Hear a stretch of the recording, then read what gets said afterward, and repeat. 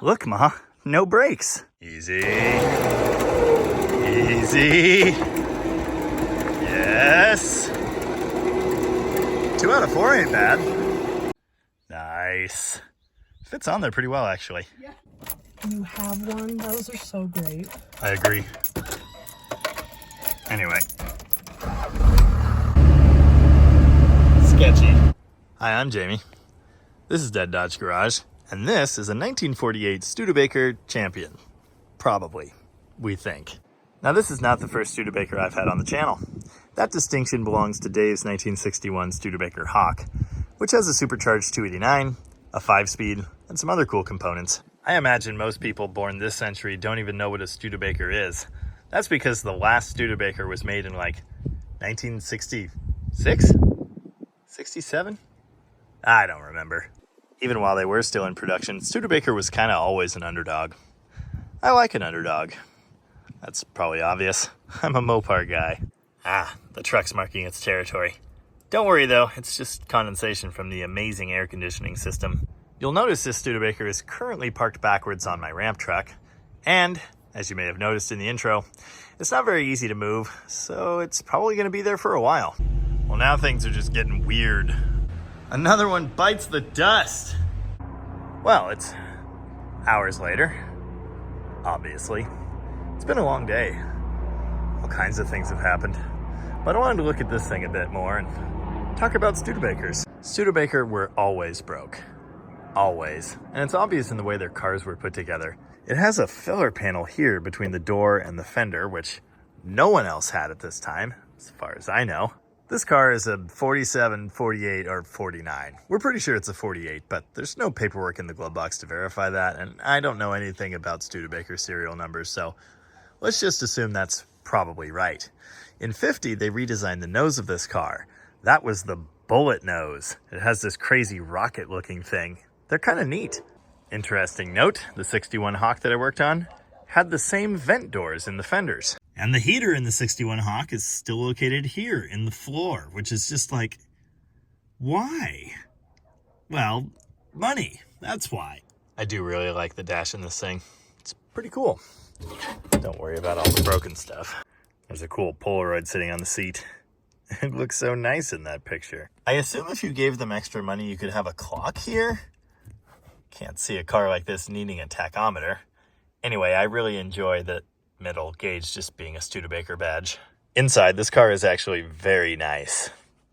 Very nice. Well, pretty nice. Yeah, it's in good shape. This car belongs to my friend and customer Miranda's boyfriend, Eddie. He inherited this from his grandfather.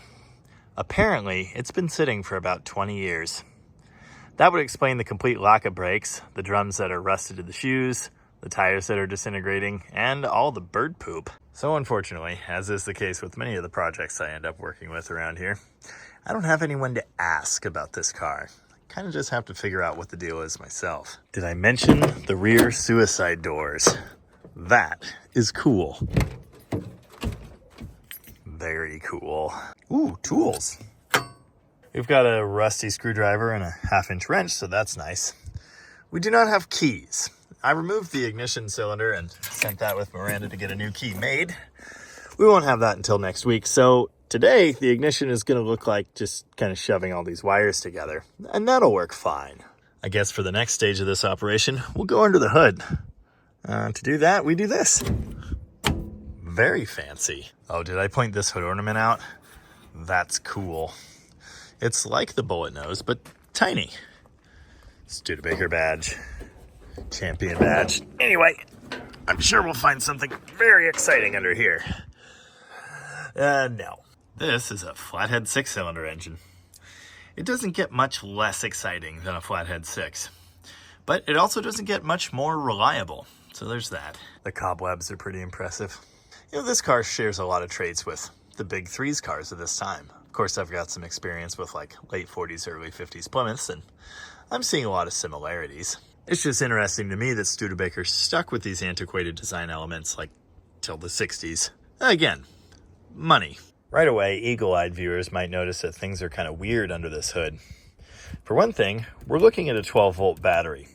And in a 1948 Studebaker, we should not be looking at that. The existence of that 12-volt battery implies the existence of a bunch of other components and wiring modifications made to convert this system to 12 volts. I'm seeing some right here under the dash that I don't think I want to see. No, I'll be honest. I don't want to know anything about any of that, especially the melted looking parts. Yeah, I'm just going to operate under the assumption that whoever converted this car did a great job and all of that stuff works fine. That's... what? Okay. Oh. Chrysler Corporation. Why does it say 6 volts though? The dual horns are fancy. They're also not attached to anything. Hey, is that a starter button? Or does this thing have like an overdrive or something? Dude, it does. That, I believe, is a 3-speed transmission with an overdrive on the back. Cool. I wonder if it works. I kind of bet it doesn't. Wow. This thing might actually almost be capable of highway speeds. I could be wrong, but I think someone's been peeing on this hubcap. Okay, anyway, back under the hood to the Flathead 6. If this thing turns, and it has oil in it, well, and the valves aren't all seized in the block, then it's going to be a runner. I know it turns because I turned it exactly that much this morning. So that is good, I think. It's really easy to turn backwards, but not forwards. Is it in gear and this thing has like a freewheeling first or something? I really shouldn't be in gear.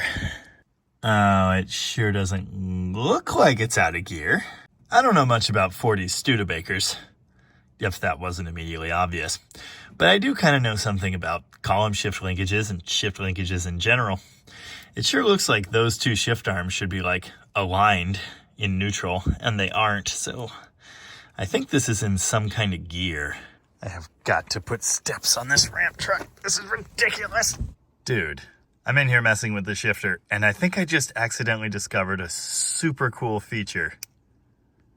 The gauges glow in the dark. Wow. Look at that. It gets really bright. Amazing. Anyway, this shifter doesn't seem to do anything. Yeah, I think it's jammed in a gear. Toward you and up should be reverse, and it goes there with 0 resistance.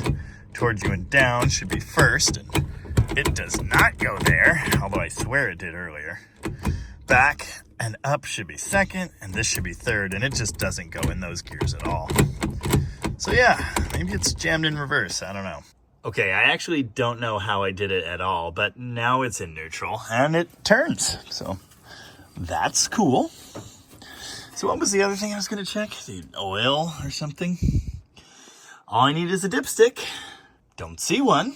I see a mechanical tachometer drive attachment on the distributor. That's hilarious. So maybe that's what that optional middle gauge was. I don't know why you would need that. Oh yeah, as soon as I pulled this thing out of its resting place, it started making antifreeze puddles. It's currently marking its territory on the truck bed. That's not ideal. It's pretty obviously coming from roughly the water pump area. I don't know if it's actually the pump itself, though. It probably is. Does it wobble? Not too badly, but I'm pretty sure it's bad anyway. If we're lucky, it'll magically stop leaking once it runs. We won't be lucky. Do I just pull the... Yeah, I bet it's in here. Let's see. Oh yeah, of course it's in there. Wow. Perfectly full. Looks great. I feel good about that. If you're not familiar, that giant can on top of the carburetor right in our way is an oil bath air cleaner. There's no filter element in there, not the papery kind or even the cotton kind. It's just kind of like a metal mesh thing, and in the bottom is a pool of oil, and the idea is as the air is rushing past, any bits, particulates, dirt, ash, etc., will get caught by that oil. You do have to change your air filter oil periodically, which is really annoying. It's pretty cool. Very simple technology. Did I mention it's right in the way of everything? I'd have to unbolt that giant strap there to get it off, and I don't really want to do that. While Miranda and I were loading this thing, we could hear horrible sloshing noises in the fuel tank. Pretty sure this thing is like full of gas. And I'm pretty sure that that glass fuel filter crap catcher bowl is like totally brimmed. The thing about 20-year-old gas is it's kind of unlikely to burn at all. It might do something. I wouldn't expect it to run the best. Unfortunately, we've got plenty of it. I'm probably just gonna give it a shot. You know, just hit the not key, wires. Hit the wires and see what happens. The heat riser valve thing works. That's cool. The carburetor moves. Yeah, it moves. This thing might just fire up. I'm gonna give it a try. Why not? I did check the coolant. It was full-ish. And as you might have been able to tell by what's dribbling down the front of the block, it's actually nice and green too. It's probably pretty obvious, but before this thing's long slumber for the last couple decades, it was well taken care of. I'm sure all of the service parts are in good shape, or they were 20 years ago. I will probably need to file the points, but we'll get to that in a minute if we have to. Because this thing's been converted to 12 volts, I'll just grab my magic battery box thing and do this. And then I'll do this. Okay. Wow, that was easy. Good morning. Seriously. What, was it parked yesterday? Oh, what's the smoke? Yikes. The generator. So, I have questions. Was it not converted to 12 volts and someone just stuck a 12 volt battery in here 15 years ago for fun? Man, I wish I could call someone about this. What did they do? See, it gets even weirder because this battery is connected negative ground, meaning the negative goes to ground. Factory, this car would have had a 6 volt battery, and I'm sure it would have been backwards. Positive and negative battery cables are different sizes, so obviously someone has modified these to make them connect this way. Maybe they just did that for fun, or because they didn't know anything, but I'd like to imagine they did it on purpose. Here's the thing though. If this car has been converted from 6 volts to 12 volts, one would expect to find resistors to run things like the ignition. I don't see anything like that. But on the other hand, the lights didn't explode. They looked really good on 12 volts. So are they all 12 volt bulbs? I don't know. I'm going to start by disconnecting the armature wire to the generator, which incidentally was not hot, but it did feel warm. This could just be a short inside the generator that's totally unrelated to the voltage issue. I don't know, but I'm going to try that and see if less smoke comes out. Well, I still smell it. So far, so good. Also, tiny spiders keep running out of interesting places. Anyway, we're going to ignore that for now and move on to trying to make this thing run. The idea here, obviously, get this thing fired up and drivable so it can be enjoyed. A prudent thing to do would be to attempt to pre-lubricate this engine before cranking it over. As mentioned, it has been sitting for decades or something. Unfortunately, I don't really have an easy way to do that. So I'm just going to jump straight to cranking it over. And I am confident it will be just fine. I love the working dash light. It's just so cool. The dome light back here doesn't work, but yeah. There were questions about the originality of this interior. It's just kind of obvious to me right away that it's been reupholstered. I mean, for one thing, there's the smell. And just the fact that everything is in really nice shape. The odometer reads like 90-something thousand miles, but the seats are perfect. Not original. Anyway, this will dispel any further doubts. Notice the frumpiness of the headliner? Factory headliners don't look like that. Okay, so I removed the ignition earlier, and I sort of set all the wires this way. These were all on the terminal labeled accessory. Then there's a red wire and a blue wire. I suspect that is battery, and I suspect that is starter relay trigger. Let's see. No? Huh. Okay, that doesn't work for some reason, but this is definitely the battery wire. And as I'm touching it to things, stuff is happening in places. Turn signal switch lights up. If I go here, here, there's a blower motor. It doesn't sound too unhappy about running on 12 volts. Nothing happens here. This car does have an amp gauge, and I'm not seeing it dip at all. The points could be open, or they could be corroded to bits. Either would explain that. Yeah, that pretty much has to be it. Oh, wait, what's this? How about you? Oh. Oh.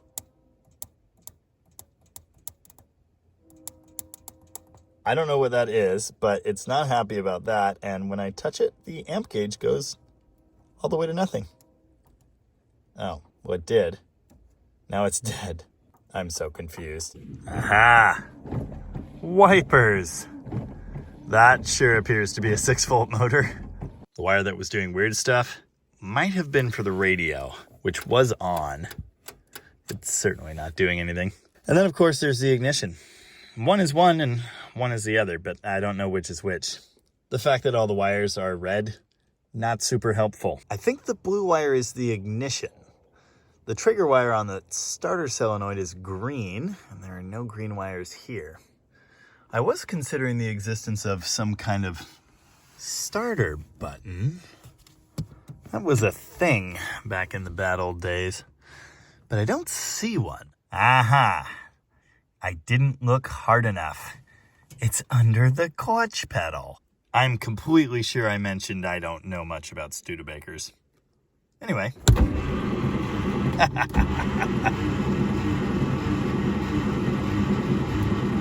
Okay.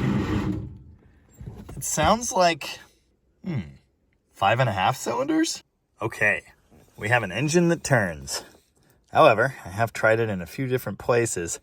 There's never any kind of zappage here, which tells me that this wire, which powers the coil, is not finding a complete path to ground through the points, which it should. So let's file the points. Now, I could be totally wrong about what's going on here, so let's introduce some science. I'm going to do that with my favorite electrical tool, maybe tool in general, the power probe. First, I'm going to turn the key on with this broken set of alligator clips. Nice. Now let's see if there's power getting to this coil. Yes, there is. And there's power at the terminal on the distributor. Yeah, this is definitely a points issue. Here's our first crappy look inside the points distributor. I think this might be a Prestolite. Looks like one. The distributor rotor is removed to gain access to the points, or at least the ability to see them. Of course, when I popped it off, the magic metal clip fell off, and I heard it go tink on the trailer. You don't want to lose that. Without that, the rotor just kind of flops around. That's not good. Also, did I mention this thing's leaking coolant? Believe it or not, I have lost that little clippy thingy before. My usual solution is to wrap a bunch of electrical tape around the shaft in the distributor and then pop the rotor back on. It works, but it's not ideal. Funny story. I left the key on while I went looking for the rotor, and when I got back, the distributor is now smoking. So apparently there's like kind of sort of a path to ground through those points, but not much of one. I've actually demonstrated this before, but you can check your points by carefully opening them with your ignition on, and you should get a spark. I just got one, but I also might have shorted it out.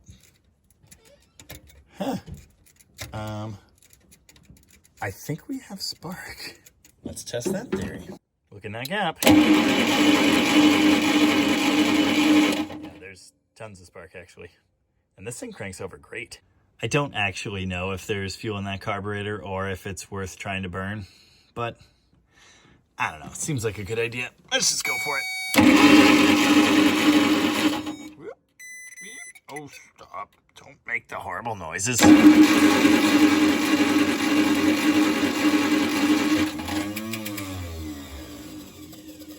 That was the sound of combustion. I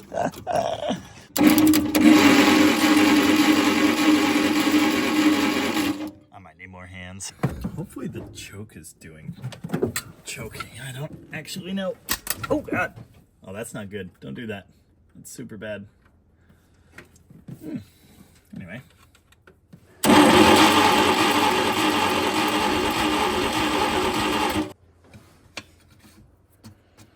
This will probably make a horrible mess.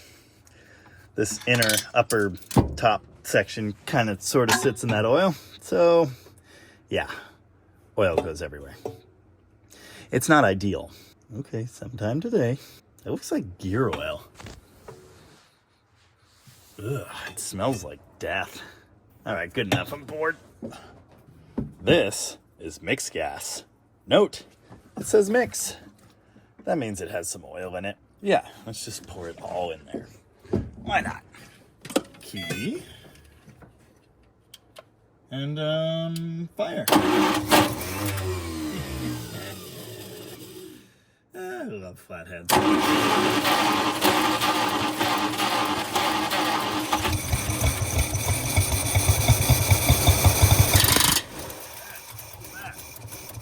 What was it? Hey, why is it like idle, kinda? Aw. More mixed gas. Sure. I don't know if you can see this, but a lot of that's coming back out. Fire! Oh, come on. Oh, I need more hands. Dang it.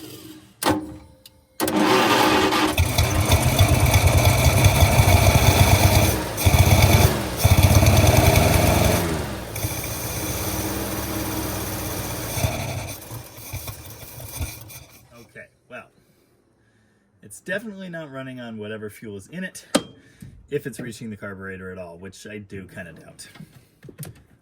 But it's a runner. Oh. It sure smells like terrible old fuel. Oh yeah. Whee! Now I smell like terrible old fuel. Oh, that is not great. It's everywhere. Everywhere. I'm gonna try some more fresh stuff. I don't know, see if it'll do the stuff. The good news is, as it warms up, all that horrible old gas will evaporate. Nice. This is really difficult, actually.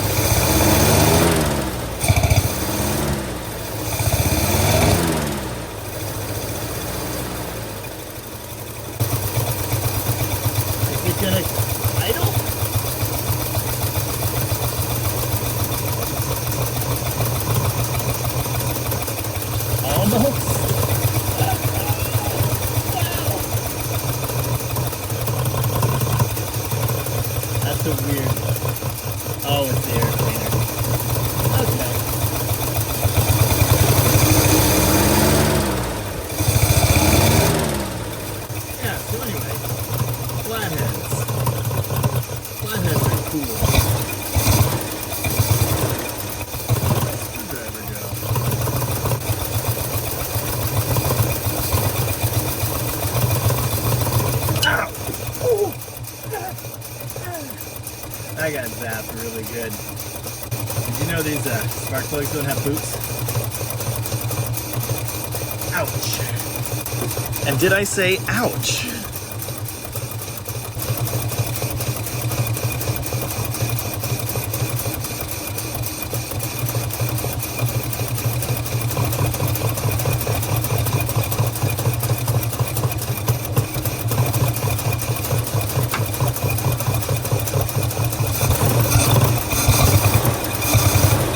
Yeah, it's definitely got at least one dead one. At least. It might be an intake valve, actually. You can hear it puffing out of the carburetor. Don't worry about that noise.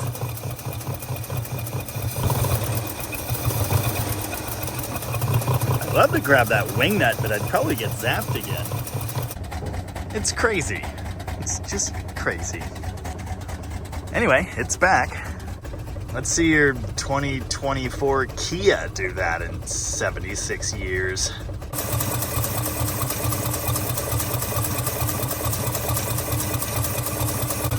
I want to figure out which cylinder's dead here, or cylinders plural possibly.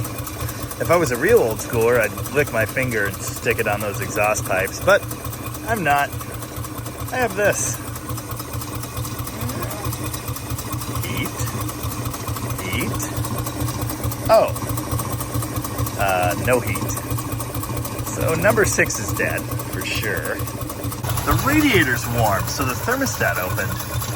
Nice. Anyway, in the past, I've had corrosion issues and the plug wires cause misses like this on flatheads. These boots just sit up on top, right? They're not protected by anything. So, let's see if it just magically wants to come back. No, not really. I might need to actually clean it. What is that? Why is this wire all powdery looking? Might not be a good wire. Oh no, my power probe. I just bought that one. Oh, I ruined the old one on my Tennessee trip. Oh, come on. Thank you. As you can hear, this thing's just chugging away on 12 volts, which it's been doing happily for some time. I'm suspecting that is some kind of fancy no resistor required 12 volt coil. I don't know. I could be wrong. It might just explode at some point.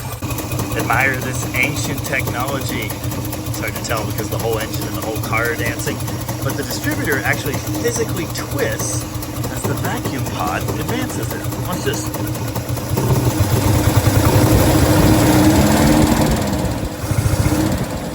I don't know if you can see that. Anyway, there you go. It just does a little happy dance. Isn't that neat? I think I've smelled enough old gas for a bit. So as mentioned, we might have an ignition wire issue. We could even have a messed up plug. It could be soaking wet. It could be smashed, damaged in some other way. Could be covered in oil. Who knows? I'll know once I pull it out of there. Oh dear. Here's number 6. It's not soaking wet or anything. It looks like it's been firing. But there's no fire coming out of the exhaust pipe. At least not very much. Really good chance 6 has a stuck intake valve. And that's the puff noise we hear coming out of the carburetor. And that's why the other 5 also kind of run like garbage. Not ideal. To fix that, I'll probably have to pull the head, which doesn't really sound like fun to me. Kind of hoping it just magically fixes itself. Not banking on that or anything, but a man can dream, you know? A man can dream. Rather inconveniently, cylinders 2 and 3 and 4 and 5 share one exhaust port each between those pairs of cylinders. So we've got heat there, but it's kind of hard to know which cylinder it's coming from. I did put the temperature thingy over top of the head around the plugs, but they're kind of all just roughly coolant temperature, so it's hard to know what else is going on there. Now there are more tests we can do. I can use a test light to short out the spark to each cylinder down at the distributor cap and see if that changes how it runs. I don't really want to do that right now. That sounds like real work. So does a compression test, which would answer like all of these questions. What I really want to do right now is drive this thing. There are a few issues with that. The primary one being the whole half of the wheels don't turn thing. And then a secondary issue after that is a complete lack of brakes. Believe it or not, I've fixed a few seized brakes before. I'm pretty good at that. The main issue right now is it's like 11:30 p.m. So hammer beating, probably not ideal at this particular juncture. But I'm here, and I'm just bored enough. And I've got a torch, a pry bar, and a dream. So I'm gonna knock these wheels off and give it the old college try. Which I've only just realized I never heard anyone say in college. Yeah, those sirens are way louder than a sledgehammer. 4 lugs? Are you serious right now, Studebaker? Yes. You're gonna burn. You're gonna burn. Get out of here. I know I've mentioned this several times already, but I'm still just blown away. This suspension system is exactly the same as that 61 Hawk. Everyone else had, evolved by that time. Not Studebaker. Anyway, I'm going to do this for a few minutes. Then I'll put the pry bar under a couple of those studs and see if it wants to cooperate. Now you may be wondering at this point, Jamie, why are you making this video at midnight? The answer is simple. Money. Lots and lots of money. No, actually, I just don't have a video for tomorrow. Yeah. All right, that didn't work.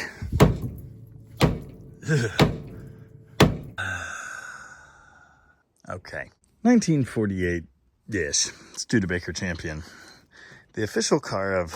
I don't wanna. It's not rolling off the Ram truck tonight. Or maybe anytime soon. At least if I could smack these drums with a sledgehammer, that might do something. All of the rust dust coming out of there is encouraging, but it's still not doing the thing that we need it to do. So that is the bad news. The good news is, this thing fired up after decades of sitting. I bet it'll even do that again. Well, maybe. Oh, you can hear that obvious skip now. Nice. Yeah, it kind of did. You hear how the starter kind of runs away after the engine starts to fire? That is a classic issue when you're running a 6-volt starter on 12 volts. I'm not going to stop doing it, I'm just saying. And my box is dying. Yes. Oh yeah. Pretty much a reliable daily driver now. Kind of. Sure. It runs like total garbage. And it won't move. And even if it did, I'm not sure the transmission will shift. And it makes all kinds of horrible banging noises. And it smells like ancient fuel. And it doesn't charge. And electrical smoke keeps coming out of various components. But aside from all that, it's perfect. This is great, and I'm very excited. Oh, that nasty exhaust is being piped straight into the open backslider window of the Ram truck cab. Anyway, it's way too late for all of this, so I'm gonna make a wise decision and quit while I'm ahead. Let me know in the comments what you think of ancient Studebakers and flathead 6s. Do you like this thing? Is this a cool project? Are you looking forward to seeing it more? Too bad, because you're definitely going to. I'm going to get this thing running nicely, I hope, and turn it into a daily driver. So look forward to future updates on that. Okay, that is enough bad smells. Hopefully you enjoyed that. Otherwise, all my suffering was pointless. Anyway, thanks for watching. And remember, champions don't use champions. But cheapskates do.